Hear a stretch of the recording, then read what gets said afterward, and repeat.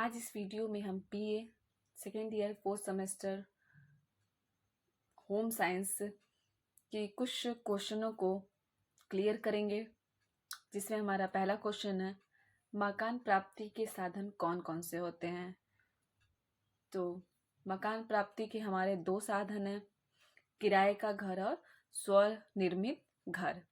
किराए के घर हम किसे कहते हैं, आप जो लिखा है उसे पढ़ लीजिएगा, किसे कैसे डिफाइन करना है। तो किराए के घर ऐसे घर होते हैं जो हम किसी से कुछ समय के लिए उस मकान को रहने के लिए लेते हैं और अपने परिवार के साथ वहाँ पे निवास करते हैं। किसी भी किराए के मकान में रहने पर हम उसे अपनी इच्छा अनुसार नहीं रख सकते हैं, ना उसे सजा सकते हैं। किराए के मकान में रहने के लिए हमें पर मासिक हर महीने हमें क्या करना पड़ता है, किराया देना पड़ता है। वहीं अगर हम स्वनिर्मित मकान की बात करें तो स्वनिर्मित जो स्वयं निर्मित अपना खुद का घर, स्वयं का जो घर होता है उसे हम क्या बोलते हैं, स्वनिर्मित। स्वनिर्मित मकान स्वयं के निरीक्षण एवं निर्देश से बना हुआ होता है, मतलब अपने परिवार की सहमति से, लोगों की रजामंदी से, सारी चीज़ों को देख रेख कर, सही गलत हर चीज़ को देखते हुए क्या किया जाता है, स्वनिर्मित मकान बनवाया जाता है, जो किराए के मकान नहीं हो सकते हैं। किराए के मकान में जो किराए का मकान मालिक होता है उनके अनुसार उनका घर बना होता है, हम वहाँ पे सिर्फ कुछ दिनों के लिए क्या कर सकते हैं, निवास कर सकते हैं। लेकिन स्वनिर्मित में हम क्या करते हैं, अपनी इच्छा अनुसार अपने घर को बनाते हैं, उसको सजाते हैं, उसको सही ढंग से रखते हैं, अपनी रुचियों के अनुसार उसमें चीज़ों को ले आते हैं, रखते हैं। कौन सी चीज़ें कहाँ रखनी है, किस स्थान पे क्या बनाना है, ये हम अपने स्वनिर्मित मकान में ही कर सकते हैं, ना कि हम किराए के घर में इन सब चीज़ों को कर सकते हैं। स्वनिर्मित स्वयं द्वारा निर्मित मकान है, एक प्रकार की आत्मसंतुष्टि प्राप्त होती है। ठीक है, आपका अपना घर होता है तो आपको क्या होती है, एक संतुष्टि प्राप्त होती है कि हाँ, अब हमारे पास कुछ अपना है, कुछ स्वयं का घर है, जिसे हम अपनी इच्छाओं के अनुसार जहाँ चाहे जिस तरह से रहें, जिन चीज़ों का जहाँ प्रयोग करना है वहाँ पे हम प्रयोग करें। ठीक है, तो किराए के घर और स्वनिर्मित मकान में बहुत सारे डिफरेंस है। किराए के घर में आप कुछ भी नहीं कर सकते हैं, वहाँ जो भी करेंगे मकान मालिक के अनुसार करना पड़ता है। स्वनिर्मित मकान में आप अपनी इच्छा अनुसार अपने कार्य को अपने घर में अपनी पसंद के अनुसार जिन चीज़ों को जहाँ रखना चाहते हैं वहाँ पे रख सकते हैं। ठीक है, दूसरा क्वेश्चन हमारा है, स्वनिर्मित मकान के लाभ और हानियां बताइए। दूसरा क्वेश्चन हमारा क्या है, स्वनिर्मित मकान के लाभ और हानियां बताइए। स्वनिर्मित मतलब स्वयं का बनाया हुआ घर या अपना घर, जिसे हम अपने द्वारा निर्माण करते हैं। तो इनमें मैंने सारी चीजें पॉइंट वाइज बता दी है। स्वनिर्मित के लाभ में जैसे क्या है, स्वयं का मकान होने से व्यक्ति आर्थिक दृष्टि से अपने आप को सुरक्षित महसूस करता है। ठीक है, दूसरा है, मकान मालिक बन जाने से समाज में प्रतिष्ठा बन जाती है। अगर आपका खुद का घर आप किसी को किराए पे दिए हैं तो आपका जो क्या होता है, एक प्रतिष्ठा बन जाती है अपने समाज में। तीसरा क्या पॉइंट है आपका, अपना मकान होने पर व्यक्ति अपनी इच्छा और आवश्यकता अनुसार विभिन्न प्रकार की वस्तुएं खरीद कर मकान में ला सकता है। इससे पहले भी मैंने इस चीज़ को बताया कि अगर आपका खुद का घर होगा तो आप अपनी इच्छा अनुसार ही क्या करेंगे, घर में चीज़ों को ला सकेंगे। चौथी पॉइंट हमारी है, यदि मकान बड़ा है तो कुछ कमरे किराए पर दे सकते हैं। अगर आप घर बड़ा बनवाए हैं तो आप क्या करेंगे, अपने मकान में कुछ रूम खाली अगर हैं तो किसी को किराए पे क्या कर सकते हैं, दे सकते हैं। और पांचवी पॉइंट आपकी है, अपनी मर्जी से मकान की आंतरिक और बाह्य सजावट की जा सकती है। अगर आपका घर है तो आप उसमें बाहर सजावट करें, घर में सजावट करें, ये आप आपकी इच्छा अनुसार ही कर सकते हैं। अब हम जानते हैं स्वनिर्मित मकान की हानियां क्या क्या हैं। पहला है, स्वयं का मकान बनवाने में काफी मात्रा में धन की आवश्यकता होती है। हानियां तो इसमें जाहिर सी बात है, अगर अपना घर बनवाएंगे तो आप अपने ही धन का प्रयोग करेंगे, तो धन की तो आवश्यकता पड़ेगी ही घर बनवाने के लिए। दूसरा पॉइंट है, स्वयं का मकान होने पर उत्तरदायित्व और भी ज़्यादा बढ़ जाती है। अगर आपका घर है तो सारी जिम्मेदारी क्या है, आपके ऊपर है।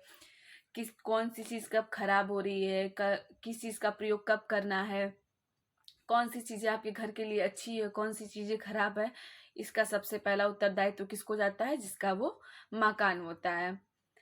तीसरा पॉइंट है, मकान की मरम्मत, देखभाल, कर भरना आदि कार्य करवाने पड़ते हैं। तो मकान की मरम्मत, जैसे आप उसमें कोई चीज़ खराब हो गई है तो उसकी मरम्मत करवाएंगे, उसकी देखभाल करवाएंगे, आदि कार्य उसमें आपको ही, जिनका मकान होता है उनको ही क्या करना पड़ता है, करना पड़ता है। चौथी पॉइंट है, मकानों के मूल्य घट जाने पर स्वयं के मकान वालों को घाटा उठाना पड़ता है। अगर आपके घर में कोई भी चीज़ें खराब हो चुकी है या आपके पेंट खराब हो चुके हैं, फर्श टूटा हुआ है, तो आपको मकान देने में, अगर किराए पे किसी को दे रहे हैं तो उसमें आपको क्या होता है, उस समय आपको घाटा सहना पड़ता है कि हाँ आप एडजस्ट कर लीजिए, चलिए कुछ पैसे को कम कर दीजिए। ऐसी ऐसी सारी चीज़ें आपको एडजस्ट करनी पड़ती है, तो आपको घाटा होता है यहाँ पे। नेक्स्ट पॉइंट है, मकान में रंगाई पुताई आदि करवाने में समय और पैसे खर्च होते हैं। अगर अपने मकान की आप मरम्मत करवा रहे हैं, उसमें रंगाई अच्छी करवा रहे हैं, उसमें अच्छी अच्छी चीज़ें लगवा रहे हैं, तो आपके पास समय की भी क्या होगी, समय भी ज़्यादा लगेगा और पैसे भी, जिस तरीके की आप सजावट करवाएंगे उस अनुसार, जिस अनुसार आप पेंट करवाएंगे। क्वेश्चन नंबर 3 हमारा है, मकान के विभिन्न आवासीय क्षेत्रों की योजना को समझाइए। तो इसमें सबसे पहले हम बैठक अथवा स्वागत कक्ष बनाते हैं। अपने घर में हम सबसे पहले क्या बनाते हैं, बैठक बनाते हैं, उसी जिसे हम क्या बोलते हैं, स्वागत कक्ष भी बोलते हैं। मकान छोटा हो चाहे बड़ा हो, पर आर्थिक स्थिति को देखते हुए स्वागत के लिए एक स्थान निश्चित होना आवश्यक होता है। बैठक का कमरा पृथक होना चाहिए। हमें बैठक का कमरा क्या करना चाहिए, बनाना चाहिए। शयन कक्ष, शयन कक्ष तो सबसे ज़्यादा ज़रूरी है हमें किसी भी मकान में। यह वह कमरा होता है जहाँ पर परिवार के सदस्य रात में एवं दिन के समय में क्या करते हैं, आराम करते हैं। भोजन कक्ष, भोजन कक्ष सदैव रसोई के पास होना चाहिए ताकि भोजन व सामग्री लाने व ले जाने में अधिक समय व शक्ति नष्ट ना हो। इसके लिए भोजन कक्ष व रसोई घर के मध्य एक खिड़की की व्यवस्था भी की जा सकती है। उसके बाद से आपका है चौथा पॉइंट, रसोई घर। रसोई घर को घर की कार्यशाला कहा जाता है। इस कारण यह सबसे अच्छी तरह व्यवस्थित होनी चाहिए। यह घर का सबसे महत्वपूर्ण स्थान होता है।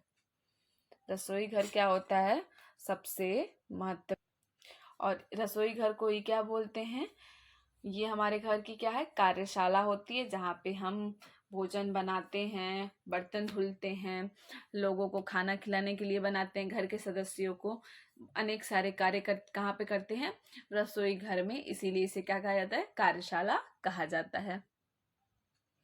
नेक्स्ट क्वेश्चन हमारा है क्वेश्चन नंबर 4, गृह सज्जा में पर्दे लगाने के साधन को स्पष्ट कीजिए। तो सबसे पहले है पारंपरिक साधन, जैसे है खिड़की, दरवाजे, पार्टीशन पर पर्दे लगाने के पारंपरिक साधनों को व्यक्त तैयार किया गया या ब्यौरा तैयार किया गया है। जैसे डोरी द्वारा बांधकर उस पर्दे को लगाया जाता है, क्लिप एवं पाइप द्वारा पर्दे को लगाया जाता है, प्लेम पेलमेंट द्वारा लगाया जाता है। ठीक है। आधुनिक साधन, पर्दे लगाने के लिए आधुनिक कर्टेन्स, रॉड्स और रेडीमेड्स मिलते हैं। इन सब को ला करके हम घर में लगा सकते हैं। जैसे पहले पे मैंने लिखा है डेयरी रॉड और दूसरा है सोफिया रॉड। ये दोनों रॉड है, रेडीमेड मिलते हैं, इनको हम अपने घरों में क्या कर सकते हैं, लगा सकते हैं और इनमें पर्दों को लगा सकते हैं। पर्दों की देखभाल, तो पहला पॉइंट इसमें है पर्दों पर लाइनिंग लगवाने से उसकी उम्र बढ़ जाती है। दूसरा पॉइंट है पर्दों में हुक और प्लास्टिक्स के जो हुक है वो कैसे होने चाहिए, प्लास्टिक्स के होने चाहिए, जिससे क्या हो, पर्दे क्या हो, फटे ना या कटे ना। तीसरा पॉइंट है पर्दों की साफ सफाई हफ्ते 10 दिन के अंतराल से करते रहने से उसकी चमक यथावत बनी रहती है। ठीक है, अगर पर्दे को हम हफ्ते 10 दिन पे डेली धुल देंगे तो वो क्या होगा, उसकी चमक हमेशा क्या रहेगी, बनी रहेगी। इसलिए हमें पर्दों को क्या करना चाहिए, 10 दिन के अंतराल में या हफ्ते भर में, 2 दिन में, 4 दिन में, जैसे आपको लोगों को समय मिले घर में, उस हिसाब से हमें पर्दों को क्या करना चाहिए, साफ सफाई करनी चाहिए। नेक्स्ट क्वेश्चन नंबर हमारा क्या है, 5वां है फर्नीचर व्यवस्था के सामान्य नियम को क्रमबद्ध तरीके से लिखें। पहला पॉइंट हमारा है फर्नीचर का चुनाव माप के अनुसार तथा अनुपात में होना चाहिए। उसका क्या होना चाहिए, फर्नीचर का एक माप होना चाहिए, एक अनुपात होना, ये नहीं कि एकदम लंबा नहीं छोटा, अपने माप अनुसार आप क्या करें, फर्नीचर को बनाएं। जितना आपके घर में मकान में जगह हो उस हिसाब से आप देख लीजिए और उस अनुसार क्या करिए, आप बनाइए। दूसरा पॉइंट क्या है, फर्नीचर का सामूहिकरण इस प्रकार करना चाहिए कि वह आकर्षण व केंद्र बने। फर्नीचर का जो बनाना चाहिए उसका वो ऐसा बनाए कि वो आकर्षित भी दिखे और केंद्र मतलब एक जगह में रहे। तीसरा पॉइंट है संतुलन के नियम का पालन करना आवश्यक है। ऐसा करने से कमरे की सजावट सुंदर व आकर्षक लगती है।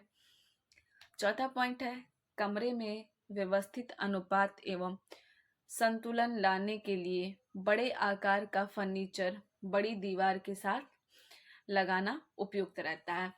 फर्नीचर को जैसे बड़ा फर्नीचर है उसे दीवार के उस साइड में लगाइए जहाँ पे दीवार क्या है, बड़ी हो, उस साइड आप उस फर्नीचर को लगाइए, और छोटे छोटे फर्नीचर को क्या करिए, किसी भी साइड से आप उसको लगा सकते हैं जिधर से आपको सुविधा हो।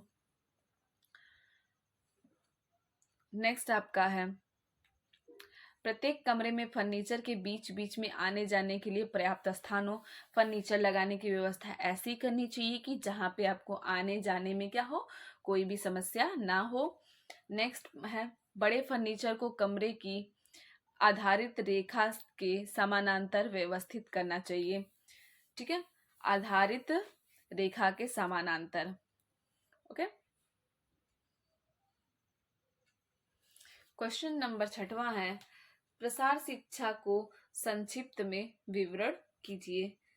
तो इसमें है प्रसार शिक्षा का आधार ग्रामीण जीवन, ग्रामीण जीवन है क्योंकि गांव में सर्वोन्मुख विकास के लिए ही इस विषय का प्रतिपादन हुआ है। प्रसार शिक्षा को विद्यालय से बाहर उस शिक्षा पद्धति को बतलाया गया है जिसमें वयस्क एवं युवा दोनों अपने अपने कार्य सीखते हैं। इस शिक्षा का मुख्य उद्देश्य लोगों का विकास करना। प्रसार शिक्षा को एक व्यवहारिक विज्ञान कहा गया है। प्रसार शिक्षा में अधिक से अधिक लोगों को आगे बढ़ने के लिए निर्देशित करना ही प्रसार शिक्षा का मुख्य उद्देश्य है। फसल तथा पशुधन उत्पादन की समझ इसमें बताई जाती है। कृषि की व्यवसाय रूप में समझ को इसको बताया गया है। कृषि विकास की समझ के बारे में इसे समझाया जाता है। प्रसार शिक्षा वह शिक्षा होती है जो हम ग्रामीणों को देते हैं और ग्रामीणों के विकास के लिए हम गांव-गांव में जाते हैं और वहाँ पे लोगों को खेतों के बारे में, पशुपालन के बारे में, व्यवसाय के बारे में, कृषि व्यवसाय के बारे में, कृषि की और भी योगदान के बारे में हम प्रसार शिक्षा के माध्यम से ग्रामीणों को जागरूक करते हैं। प्रसार शिक्षा एक ऐसी शिक्षा है जिसे हम किसी विद्यालय से नहीं लेते हैं। वो क्या है, अनौपचारिक शिक्षा है जिसे हम किसी भी माध्यम से कहीं पे भी एक प्रचार के रूप में हम इसे ले लेते हैं। प्रसार शिक्षा में ग्रामीण के हित के रूप में यह शिक्षा दी जाती है जिससे ग्रामीण की उन्नति और विकास हो सके।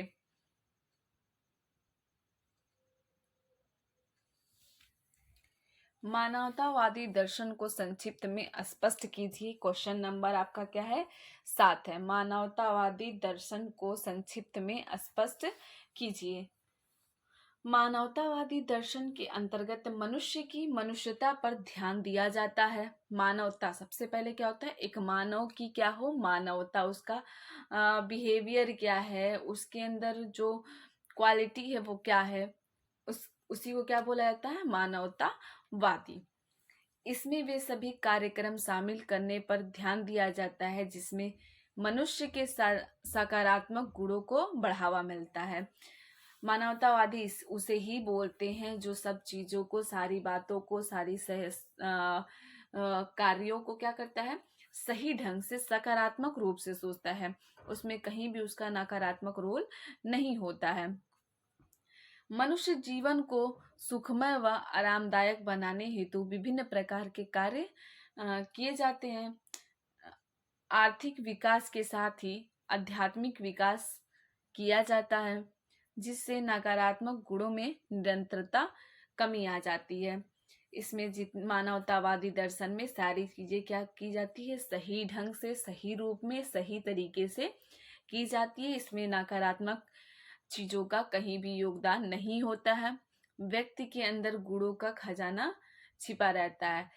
इसमें लोगों की अच्छाइयाँ, लोगों के अच्छे कर्म, मानवता, किसी के प्रति उनका व्यवहार, उनका अच्छा व्यवहार ही क्या होता है? मानवतावादी होता है। आपके टोटल 7 क्वेश्चन को यहाँ पे कंप्लीट कर दिया गया है। बाकी क्वेश्चन को आप रिपीट कर लीजिएगा। टाइम ना होने की वजह से आपको इतना ही वीडियो मिल पाएगा। बाकी क्वेश्चन आप अपनी तरफ से तैयार करके आइएगा। ओके।